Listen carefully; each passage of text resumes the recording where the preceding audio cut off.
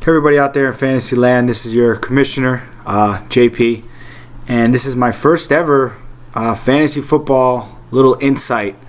I've been wanting to do this for a while, so I said, you know what, might as well make it a little hobby of mine and start it up. Better now than never, I guess. So what I will be doing on a weekly basis or every couple of days up leading to the season is giving you a little insight in who I believe you should draft and why. If you could, like I said, it's my first ever episode. If you can hit the subscribe button, I would greatly appreciate that. Because I will be doing this on a consistent basis, like I said. And when mini camp and training camp starts, I'll be doing it every day, giving injury updates as we go. The first episode of my fantasy little podcast thing, as you like to call it, is basically going to be the top 5 draft picks in this upcoming fantasy football season. This is strictly PPR, so if you are not looking for PPR stats and or PPR advice, you still watch this video, but take it with a grain of salt. So first, I'm going to give you stats of my first overall pick, and that will be Saquon Barkley. As many as you know, I am a huge Giants fan, but however, I do believe this guy will be an absolute monster this coming season. In 2018, his rookie season, he had 261 rushing attempts. 1,307 yards is about 81 yards a game, 11 rushing touchdowns, 91 catches, 721 receiving yards, and 4 touchdowns. That was good for first place other than Mahomes in scoring in PPR leagues with a total of 385.8 points. That's tremendous. With the loss of OBJ, I see nothing more than his ceiling growing. Not only on the football field as in a player, but I also think as the team captain. Eli Manning obviously is still there, and he's still part of the leadership team in the Giants organization. However, they need that youth. They need somebody else to step up. Eli's poor play and criticism has brought his status as a player down.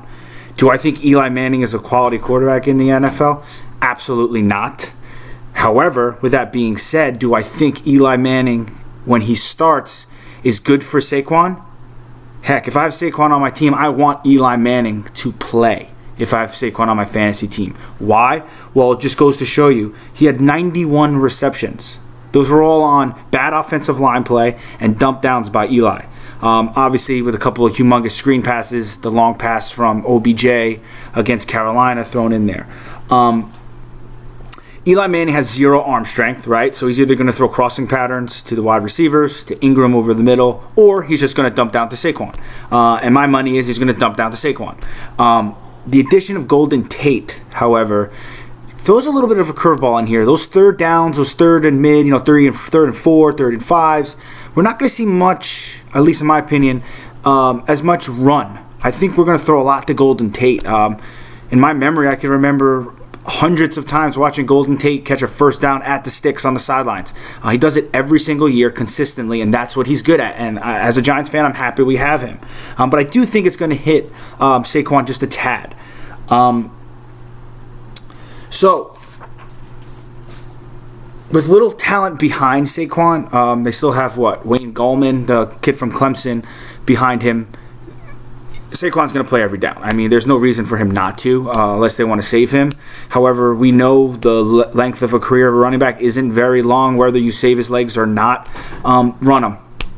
Pound him. I mean, I'm a Giants fan. I want to see him get the ball 100 times a game. But he will be the every down back for the New York Giants. I do believe a little bit in that sophomore slump, which kind of scares me a little bit with Saquon. However, his talent is just, in my opinion, just too good. I don't see that sophomore slump hurting him at all. So, I will give you now his predictions, my predictions for him in 2019. Again, these are high-end predictions, meaning I kind of overestimated on all of my predictions. I'd rather give you the high-end ceiling numbers than the floor numbers.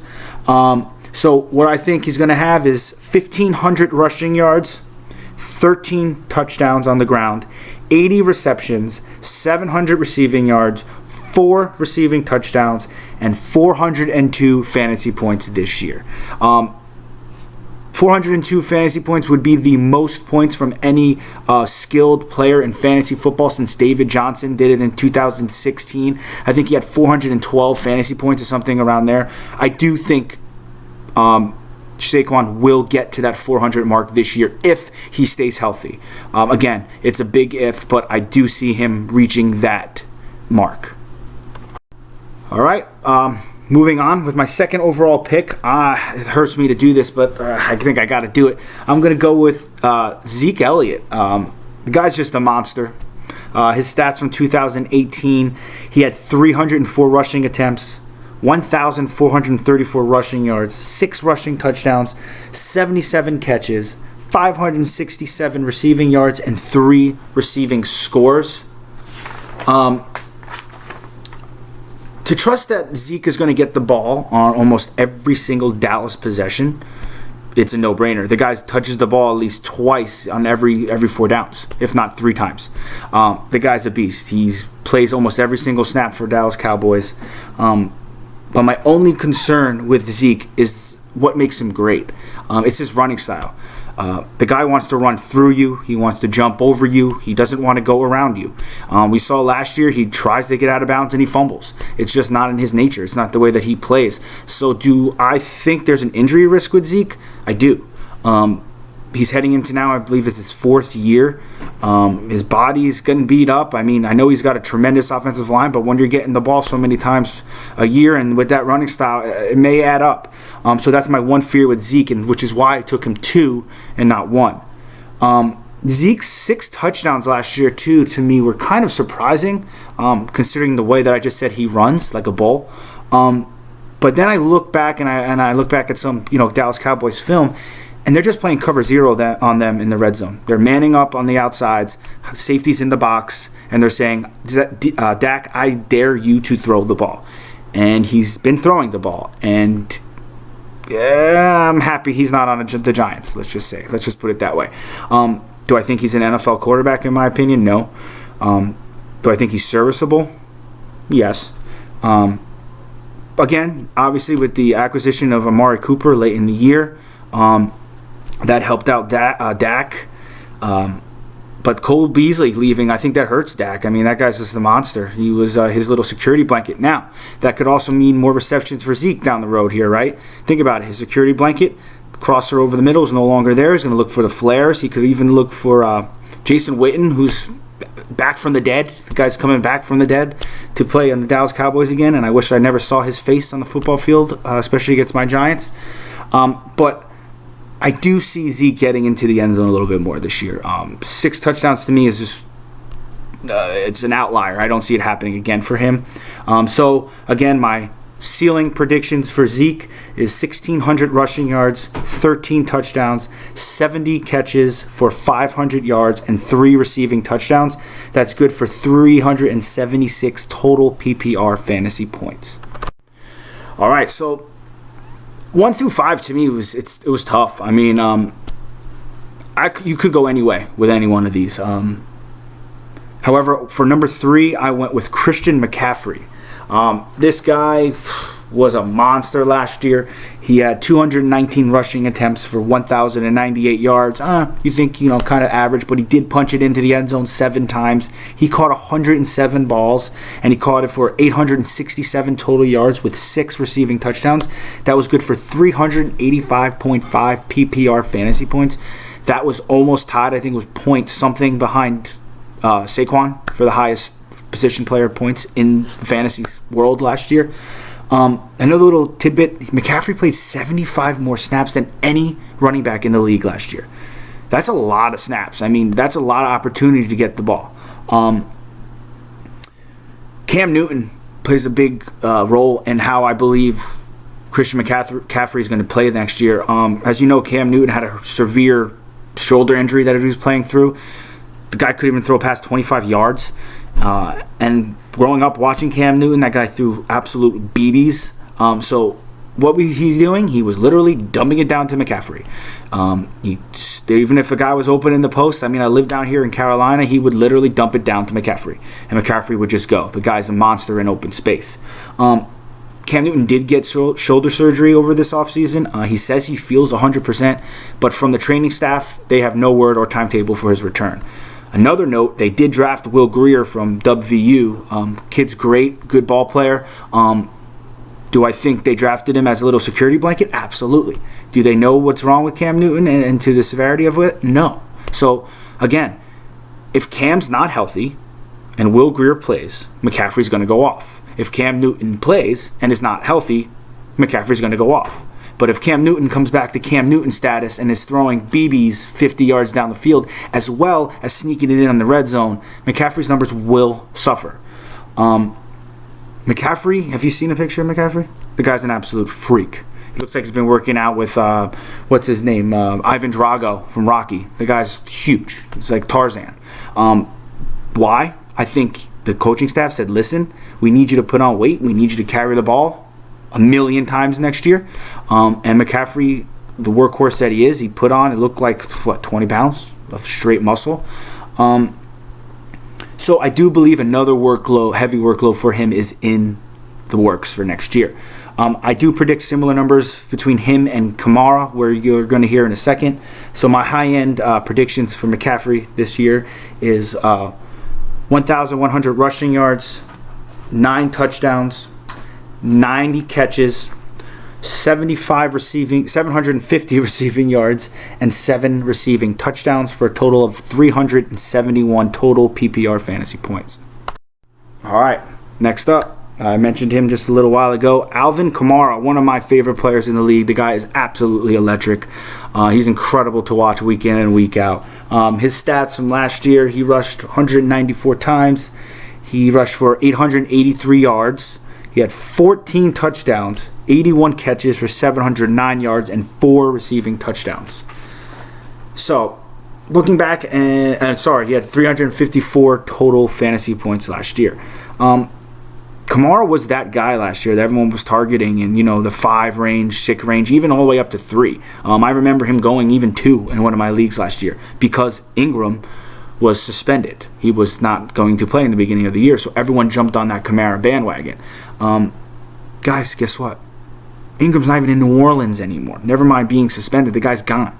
There's nobody behind Kamara that is as lethal as Ingram was. Kamara is going to get the lion's share of the workload this year. The guys can get the ball a lot. Kamara plays all 3 downs, as you know, and he even plays in the slot. So he's the ideal PPR running back that you want on your team. Keep in mind, though, I said they don't have that Ingram. They did pick up Latavius Murray. Again, he's Latavius Murray. He's going to do what he does. He runs straight and just keeps going straight. He's like Forrest Gump, just keeps going straight. He also only has 128 total catches in his 5-year career. So Kamara is going to be on the field every 3rd down. They're going to come up with some freaky plays for him, some unbelievable plays. Sean Payton's the mastermind behind all that. So there is no 1-2 punch really I see in New Orleans. I just see that Kamara, he is their 1-2 punch. The guy's he's an amazing player. Ingram rushed 138 times last year in 12 games. That's a big chunk in 12 games that Kamara lost. Do I see Murray getting that many touchdowns in 12 games? Touches in 12 games? Absolutely not. In the full season, maybe. But still, that's spread out over, more games than 16 games compared to 12. He also stole, Ingram, 6 touchdowns from Kamara. That's 6 touchdowns vultured by Ingram that Kamara could have had. 6 times 6. Come on, that's a ton of points that were left on the board. Murray, I see punching in 4 touchdowns behind Kamara, if that, catching 0. So, the one thing that does concern me with Kamara, which is why I took him where I took him, I could have taken him at 2. The Saints offense, they can do whatever they want whenever they want. If they don't feel like running the ball one game, they're going to air it out. Drew Brees is still the elite quarterback he's always been. Michael Thomas is a freak. That offense is incredible. So there will be games where Kamara is going to give you, 150 yards rushing and 80 and 100 yards receiving. But there will be games, I believe, where he's going to give you 70 yards rushing, where they're just going to air it out. Maybe games against like Kansas City or a high scoring. I don't even know they're playing Kansas City this year. I haven't checked their schedule in depth yet. That's coming up in the next couple episodes. But a high scoring flying team. they're going to throw the ball. They're going to have to throw the ball. So that's why I stayed away from Kamara at 1 or 2.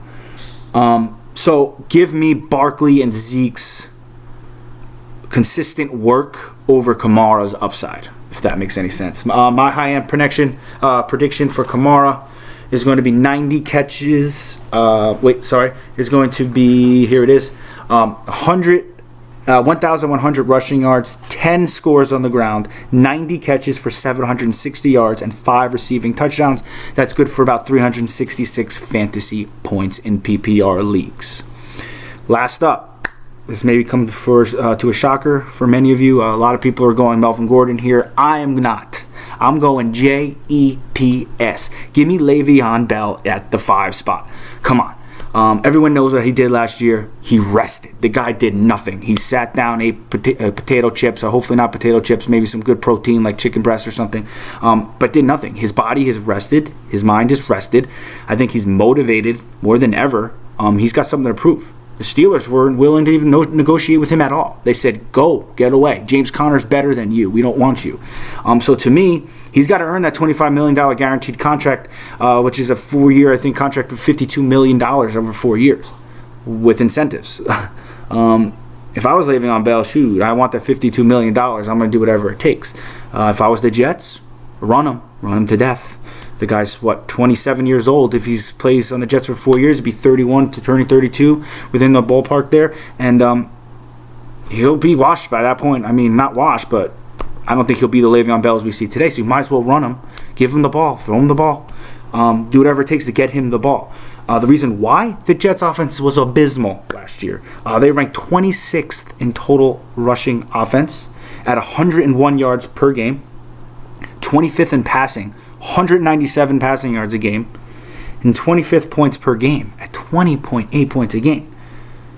Bell will be that fuel that runs that Jets offense. I'm telling you right now. He is going to be their everything. He will be the Kamara on the Jets that for the Jets that Kamara is for the Saints.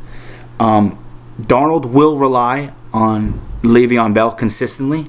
You remember when he was in trouble last year, scrambling out, and he just chucks it down to Robbie Anderson? He's not going to have to do that anymore. He could do it if he chooses to, if they have man coverage on the outside and the safety's not over the top. Sure, throw it up. But he's going to dump it down to Le'Veon Bell. You have a better chance for Le'Veon Bell to catch it and give you, 10 yards of yak afterwards than you do bombing it to Robbie Anderson. So do I think Bell has a fantastic year? I do. My prediction for Le'Veon Bell, a high prediction, obviously, like I've been doing for all my players, is 1,150 rushing yards, 8 scores, 90 catches, 700 yards, and 5 receiving touchdowns for a total of 353 total points. Another thing to keep in mind, Jets may be behind a little bit this year, so they will be doing these dump passes late in the halves and the quarters, so that will give him some more points.